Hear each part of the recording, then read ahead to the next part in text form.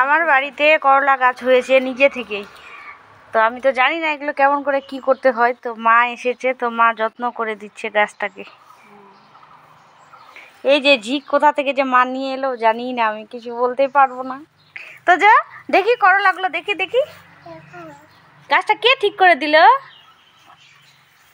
গাছটা কে ঠিক করে দিল? ও তুমিও দেখছো মা বলছে নানি আর আমি। কত স্মার্ট। অনেকগুলো গাছ হয়েছে, পুঁই শাকের গাছ, করলা গাছ, করলা প্রচুর করলা ফুলেছে দেখো, পুরো আমার বছর খাওয়া যাবে না মা।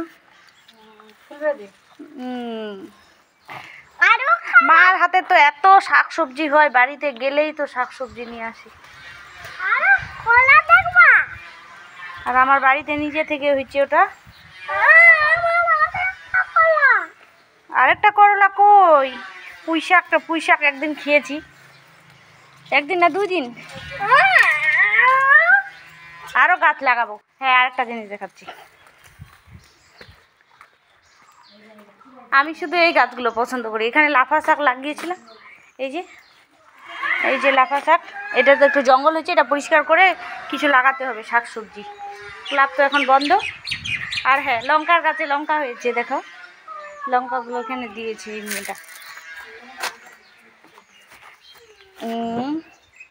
এই যে দেখো লঙ্কা হয়েছে, তারপরে কটা, 1টা 2টো 4টা না 5টা ভুট্টার গাছ আছে, 4টা গাছেই কিন্তু ভুট্টা হয়েছে। ও বেগুন, হ্যাঁ বেগুনও খেয়েছি তো। এই যে বেগুন 2 দিন তুলে নিয়ে গেলাম, 1 দিন তুলে নিয়ে গেছি। এই যে বেগুন, আরও বেগুন হয়েছে ভিতরে, ওই যে ওইদিকে একটা হয়েছে। এই যে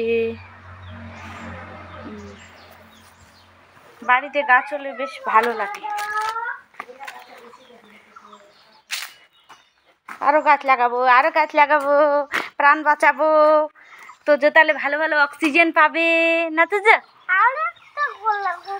খুঁজো তাড়াতাড়ি খুঁজো, করলাটা খুঁজো।